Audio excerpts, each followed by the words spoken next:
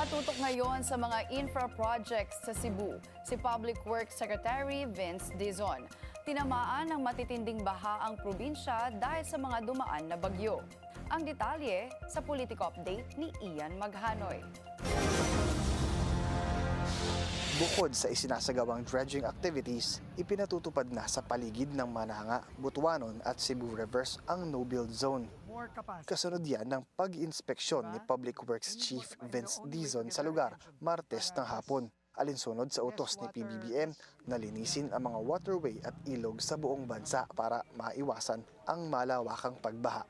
One of the major priorities of the President is to fix the flood management situation in Cebu, because we already saw yung effects talaga nung nangyari sa Tino, and the President said we cannot allow that to happen again.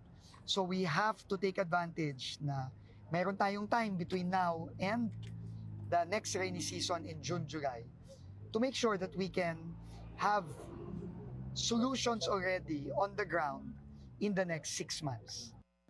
So ngayon, pinag-aaralan ng DPWH ang pagtatayo ng retention pond na magsisilbing water impounding structure.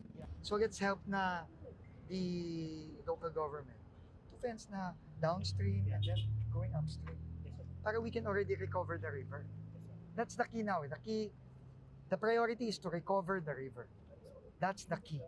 Because if we can widen the river and intervene and have more capacity, yan ay para pigilan ang pagragasa ng tubig ulan papunta sa mababang lugar habang hindi pa nasisimulan ang construction ng malaking sabodam. Ian Maghanoy, Billionario News Channel.